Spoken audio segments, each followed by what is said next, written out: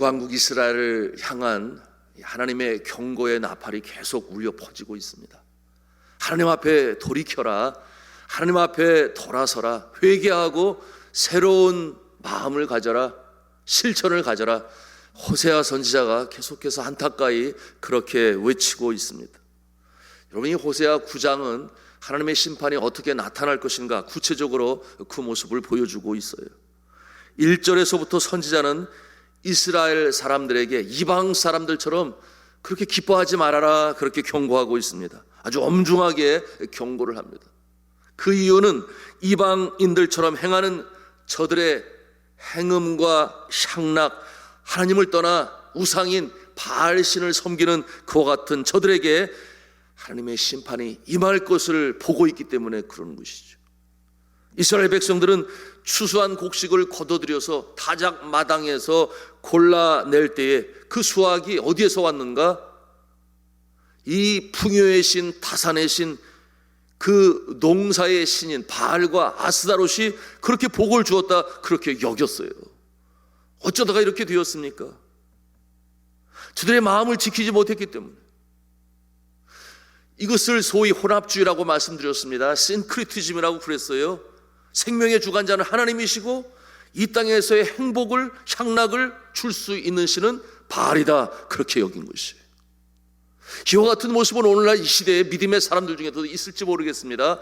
생명의 주관자는 하나님이신데, 생명을 주신 분이 하나님이시고 우리의 앞날도 이끄실 분이 하나님이신데, 정작 이 땅에서 성공으로 나아가는 길은 우리가 생각하고 있는 그 무엇, 그것이 나의 의지일 수 있고 지혜일 수 있고 건강일 수 있고, 그런가 하면 이 권력의 자리에 서 있는 그와 같은 자들과의 관계를 통하여 이룰 수 있는 것이고, 그 중심에 하나님을 놓지 아니하고 인간의 생각으로 그 가치를 여기는 모습이 다를 바가 없는 것입니다. 그러니 한쪽 발은 하나님께, 한쪽 발은 바알에게. 왜 이런 상황이 되었습니까? 세상의 유혹에서 마음을 지키지 못했기 때문에. 여러분, 그러니 잠언 4장 23절에 말씀하잖아요. 무릇 지킬 만한 것 중에 네 마음을 지키라. 생명의 근원이 이에서 남이라. 생명의 근원, 우리의 생명력, 살아갈 수 있는 능력이 어디 있느냐? 우리의 마음을 어떻게 지키느냐에 있는데, 많은 사람들이 그야말로 한쪽 발은 신앙, 한쪽 발은 세상. 그것 때문에 괴로워하고 주일날마다 주님전에 나오면은 똑같은 내용으로 주님 앞에 회개의 기도를 드려요. 자, 이와 같은 모습, 왜 이와 같은 모습이 마음을 지키지 못하는가? 바알 신전의 모습 그 한 곳만 모아도 금방 알 수가 있어요. 여러분, 고대 이 가나안 땅에서 국민들의 축제가 어디에서 일어나게 되었는가, 벌어지게 되었는가? 그 신전 앞에서 축제를 벌였습니다. 그곳은 완전히 광란의 장소였죠. 성경에서 말하는 죄악들이 그곳에서는 죄악으로 여겨지지가 아니했습니다. 아예 공식적으로 죄가 아니다, 그렇게 선포했으니 영적으로 그랬다는 거예요. 그것이 사회의 근간이 되고 문화를 만들었습니다. 성도 여러분, 하나님은 거룩하시고 또 그의 성도들이 거룩하기를 바라십니다. 이것이 하나님이 우리에게 바라시는 바죠. 그래서 주님께서 주신 이 율례와 법도를 잘 지켜 행하면 복이 임할 것이었습니다. 그리고 우리 마음에는 평강이 있을 것이요, 그와 같은 모습으로 경건을 이루고 경건은 능력이 될 것이고, 그것이 곧 복의 기준이었습니다. 그리고 그와 같은 자들이 복의 통로가 되어서 이웃들에게도 복을 드러낼 수 있는 그와 같은 모습이었는데, 그런데 이 가나안 땅의 이 종교 문화는 완전히 사람의 이 피 속에 깃들어 있는 인간의 죄성을 자꾸만 자극하고 그 죄성이 추구하는 그와 같은 세상적인 향락 속으로 끌어들였습니다. 여러분, 사람은 누구나 다 이 죄성을 가지고 있어요. 그리고 이와 같은 모습으로 자꾸만 유혹받게 되면은 끌려가는 것이죠. 그래서 지켜야 되는데 어떻게 지킵니까? 우리 안에 내주하시는 성령의 능력만이 우리를 지키시는 줄로 믿으시길 바랍니다. 그냥 내버려두면 끌려가는 거예요. 호시탐탐 노리고 있지 않습니까? 우는 사자와 같이. 그러니 이 세상적인 향락 그 속으로 들어가니 이와 같은 모습이 결국 어떤 모습이에요? 하나님께서 정하신 삶의 모습과 상충합니다. 충돌이 일어납니다. 예를 들어서 성경은 뭐라 그래요?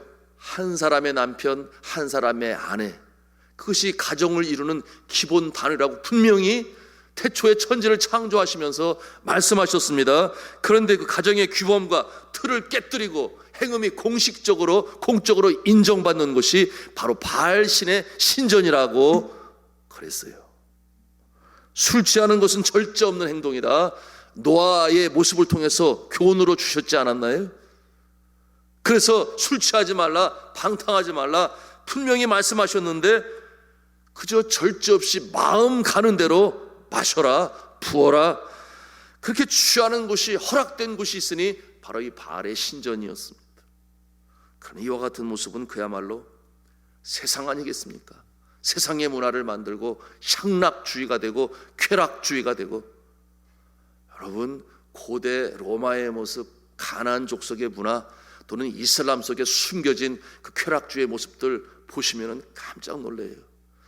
그야말로 우리나라가 동방예의지국이라는 말이 맞는 얘기예요. 그 난잡한 성적인 문화들을, 그러니 오죽하면 그것이 로마서에도 기록이 되어지지 않았어요. 온 사회 영역에 젖어 있었습니다. 그것이 세상 향락 문화였어요. 헬레니즘, 인본주의로부터 계속해서 발전되어져 내려온 그와 같은 이방 문화였습니다. 40년 광야 생활을 통해서 그렇게 훈련을 받지 않았나요? 하나님만 의지하라. 사막에 무슨 먹을 것이 있겠습니까? 그러니 새벽에 주시는 만나를 통하여 먹게 하시고, 추운 사막 밤에 불기둥으로 보호하시고, 뜨거운 태양이 있는 낮에는 구름으로 막으시고, 하나님만을 의지하라. 하나님만을 의지하라. 왜 그렇게 훈련을 시켰나요? 가나안 땅에 들어가면 거기는 이방의 문화요, 우상의 문화요, 향락의 문화요, 쾌락을 추구하는 그저 마음 가는 대로. 그러니 그와 같은 모습에 병들고 사회는 근간은 무너지고 가정이 깨어지고, 그러지 말라고 그랬는데, 그래서 시내산에서 십계명을 주시고, 그런데 저들이 뒤바뀐 것입니다. 여호수아에게 가나안 땅을 정복하면서 뭐라고 그러셨어요? 가나안 족속을 진멸하라, 한 사람도 남기지 말아라. 이와 같은 모습을 보고 인본주의 휴머니즘은 뭐라고 말해요? 그렇게 엄격하신 하나님이 아니다, 살려준 게 잘한 거다. 여호수아가 정에 못 이겨 항복하고 돌아오는 자를 살려주지 않았나요? 그러나 하나님이 그렇게 진멸하라고 하는 것은 죄성을 자극하고 유혹하는 그들의 문화 속에 물들어갈까 봐. 가나안 땅에 살아야 할 저들의 모습은 축복의 통로가 되어야 되는데 거기에 물들면 완전히 넘어지는 것 아니에요. 그러니 하나님께서 미리 아시고 그렇게 하셨는데 지키지를 못한 거죠. 예수님께서도 그런 말씀 주시지 않았나요? 내가 이 땅에 온 것은 화평을 주러 온 줄로 생각하지 말라. 화평이 아니요 검을 주러 왔노라. 그와 같은 냉정한 말씀을 하셨습니다. 예수님을 따르는 제자는 필연적으로 세속 문화, 향락 문화와 충돌이 불가피할 수밖에 없다. 제자의 길을 따라야 되는데 그와 같은 모습이 다가올 때에 과감하게 끊어버리기 위하여 검이 필요하다. 그래서 그런 말씀을 주신 거예요. 경건을 유지하기 위하여 주저하지 말고 검으로 잘라내야 되는데, 그런데 세상 법은 자꾸만 인본주의로 흘러가죠. 어제도 말씀을 드렸습니다. 간통법이 없어졌어요. 간통죄가 사라졌습니다. 그런가 하면 그것을 공공연하게 만든 거잖아요. 서울시에서는 퀴어 축제를 허락하고 장려하고 있습니다. 그런가 하면 이제는 성소수자법을 통과시켜야 된다. 그 서양 사람들이 추구하는 인본주의의 극에 치달은 모습이 이 동방예의지국에도 들어와서 그것이 이루어지기를 바라지만은, 여러분 그게 무슨 내용인 줄 아세요? 그 깊은 내용이? 그러니 이 타인의 의견, 사회적 전통, 경험자의 조언, 그 모습을 요즘 젊은이들이 뭐라고 표현하냐면 꼰대라고 그렇게 표현해요. 꼰대. 고리타분하다는 것입니다. 그 틀에서 벗어나고 새로운 것을 추구하라고 하지만, 여러분 이와 같은 모습 정말 잘못된 것인데요. 여러분이 성수자법이 통과가 되게 되면 이제 서양의 그 교육 방식이 들어와요. 태어날 때 이미 하나님께서 성을 정해 주셨는데 그들은 어떻게 가르치는가? 내가 정말 남성인지 여성인지 그 정체성을 알기 위하여 경험으로 체험으로 해봐라. 그래서 소위 정말 말로 담을 수 없는 그와 같은 일들이 실천적으로 나타나서 나는 남자인데 여성 성향이 너무 강해. 그러니 나는 저쪽으로 가야 돼. 그래서 화장실도 여러분 상상치 못할 여러 가지 많은 일들이 벌어지게 되는 것인데 그것을 몰라요. 그저 정부가 하는 것이니 그저 맞는 것인가 봐 생각하지 아니하고 왜 그렇겠습니까? 성경의 말씀을 올바른 진리를 깨닫지 못합니다. 그러니 그렇게 가는 거예요. 오늘날 이 시대의 향락 문화, 바로 고대의 이 가나안 족속의 문화요, 로마 시대 이슬람 사회에 감춰진 쾌락주의. 내가 좋으면 좋은 대로 행하라. 생각하지 말고 느끼는 대로 행하라. 타인의 의견, 사회적 전통, 경험자의 조언, 그와 같은 것들에서 벗어나려고 하는 이와 같은 모습들이 오늘날 이 시대의 문화의 한 면인 것입니다. 중요한 것은 그 결과가 어떠냐 하는 것이죠. 성경은 누누이 설명하고 있습니다. 오늘 본문에서도 9장 2절 3절과 4절이 그것을 보여주고 있는데요, 9장 2절 3절 4절 말씀 같이 읽겠습니다. 시작. 타작마당이나 술틀이 그들을 기르지 못할 것이며 새 포도주도 떨어질 것이요 그들은 여호와의 땅에 거주하지 못하며 에브라임은 애굽으로 다시 가고 아수르에서 더러운 것을 먹을 것이니라. 그들은 여호와께 포도주를 부어 드리지 못하며 여호와께서 기뻐하시는 바도 되지 못할 것이라. 그들의 제물은 애곡하는 자의 떡과 같아서 그것을 먹는 자는 더러워지나니 그들의 떡은 자기의 먹기에만 소용될 뿐이라 여호와의 집에 드릴 것이 아님이니라. 여호와의 땅에 거하지 못한다고 그랬습니다. 어느 땅입니까? 애굽 땅이요, 아시리아의 땅입니다. 영적으로 해석하면 그 모습은 뭐예요? 하나님의 나라, 하나님의 은혜의 자리에 거하는 것이 아니라 그저 세상에 거하는 것입니다. 여러분, 이 세상은 어떠한 곳이에요? 어거스틴이 말한 것처럼 하나님의 도성을 통해 말하였습니다. 하나님이 지배하시는 은혜의 나라가 있는가 하면 공중 권세 잡은 자가 세상의 문화를 이끌고 가고 있는 그 나라에 속하게 된다. 그런가 하면 음식에 대해서도 말씀하고 있으니 먹는 떡은 깨끗하지 않다. 그 떡을 먹는 자는 더러워진다. 그렇게 말씀하고 있으니 영적으로 해석하자면 거룩이 사라지는 것입니다. 그 심령의 경건이 사라지고 마는 그와 같은 모습이 되고 마는 것입니다. 하나님의 성품이 사라지는 것이죠. 성도 여러분, 그래서 여러분이 기독교 신앙은 보수적일 수밖에 없습니다. 지켜야 되기 때문이죠. 그 기준이 분명하기 때문입니다. 그게 뭡니까? 하나님의 말씀인 것이죠. 세상 문화는 그 기준이 모호합니다. 절대 진리는 없다고 그래요. 상대적 진리를 얘기하고 있는 것이 헬레니즘과 르네상스 이후에 나타난 오늘날 교육의 본체인 것입니다. 절대 진리가 없다. 상대적인 진리밖에 없다. 한 공동체의 믿음의 고백이 진리로 인정받아야 된다. 종교 간의 대화가 시작됩니다. 불교는, 기독교는 4월 초파일에는, 성탄절에는 서로 축하를 하고, 하나님이 그러라고 그러셨나요? 절대적인 진리는 변하지 않아요. 계속해서 상대적인 진리는 변합니다. 어제의 진리가 오늘 진리가 아니고, 그래서 어린아이들에게 가르치는 교과서의 내용도 계속해서 바뀌어가고 있어요. 그러나 하나님의 말씀은 한 점 한 획도 변할 수가 없으니 절대 진리는 영원히 변하지 않는 것인데 그것을 지켜야 되니 보수적일 수밖에 없는 것입니다. 이와 같은 어제의 기준이 오늘에 바뀌고 아예 공적인 법으로 바뀌어 나가는 이 시대의 모습 속에 우리는 어떻게 믿음을 지켜야 하겠습니까? 기독교 신앙은 기준이 있죠. 하나님의 말씀, 절대적인 진리. 세상을 해석하고 바라보는 눈은 언제고 이 성경을 통해서 우리가 보게 됩니다. 여러분, 햇볕을 보면은 햇볕이라고 말을 하지 햇볕에 더 이상 어떤 다른 설명이, 부연적 설명이 필요하잖아요. 그런데 이 프리즘을 통해서, 여러분 프리즘 아십니까? 햇볕을 통과시키면은 7색깔 무지개 색깔이 나와요. 여러분, 이 세상을 바라볼 때 무지한 자는 보이지 않는 것이에요. 그러나 성경을 통해서 이 세상을 해석하기 시작하면 이것은 잘된 것, 잘못된 것, 다양한 모습이 보이기 시작한다 그 말이에요. 그러니 성경이 기준이 되고 성경의 눈으로 이 세상을 해석할 수 있어야 되는데 이것을 성경적 세계관이다 그렇게 말을 해요. 오늘날 교육에 그것이 적용이 됩니까?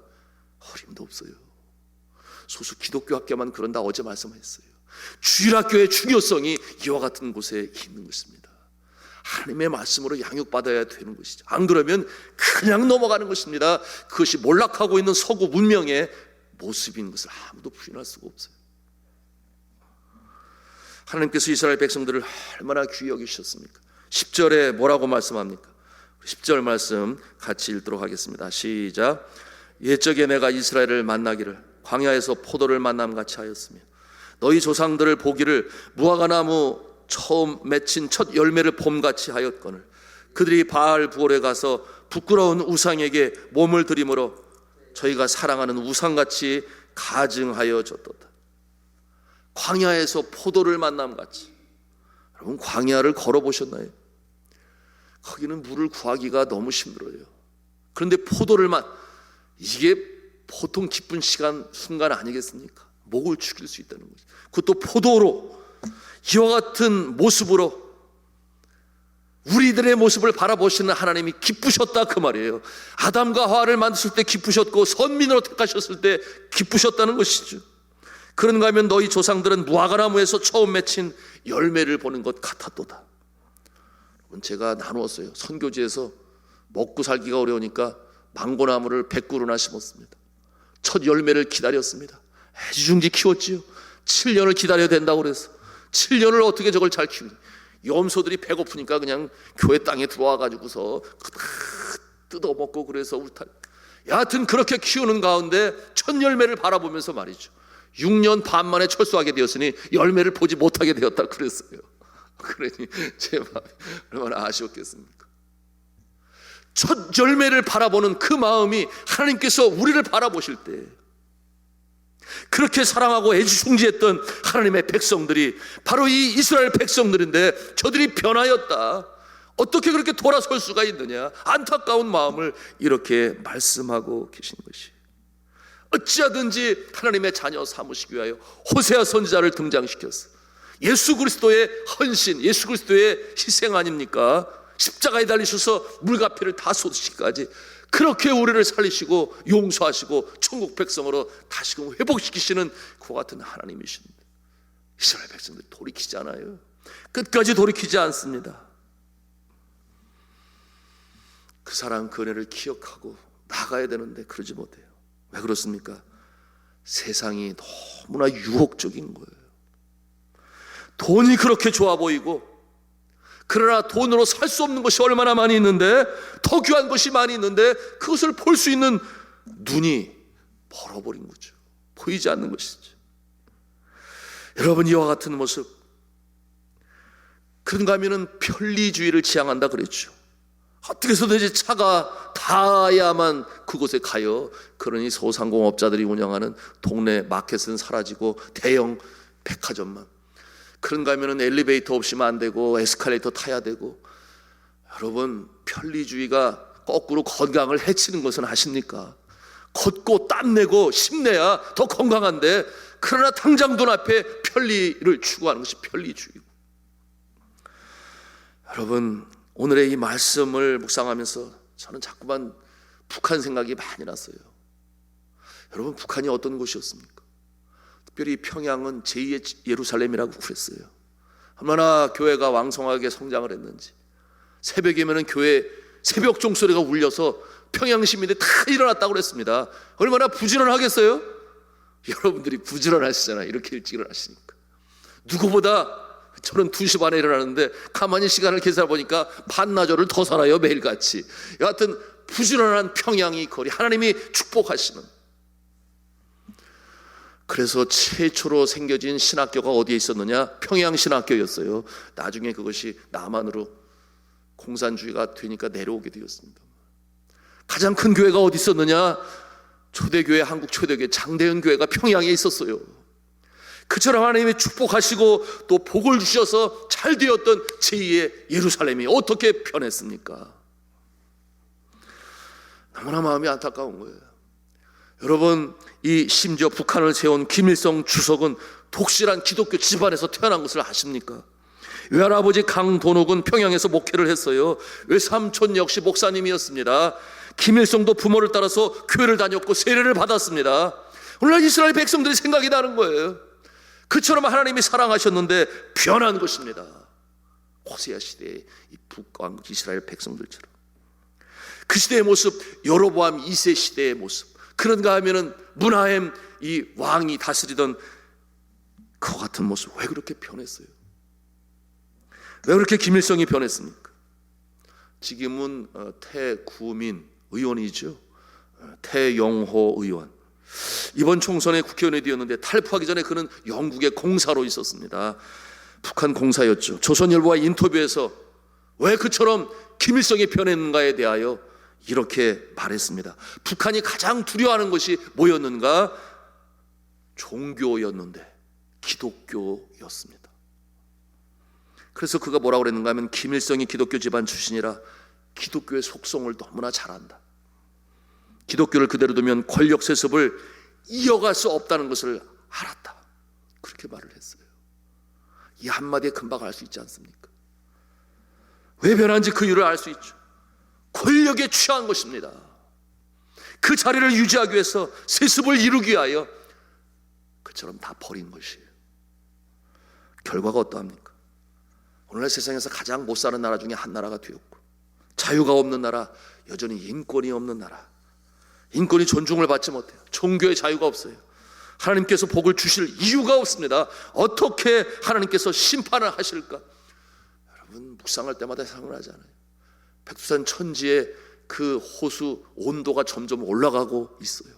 이미 과학자들은 예견했지요. 큰 화산 폭발이 일어나게 될 것입니다. 그런가 하면은 어제 오늘 이 김정은의 생사가 불투명합니다. 심장 수술 후에 회복이 안 되고 있는 코마 상태에 있다고 유력한 언론 기관이 발표했습니다. 여러분, 김정은의 나이가 몇 살인 줄 아십니까? 1984년생이 36살에 불과합니다.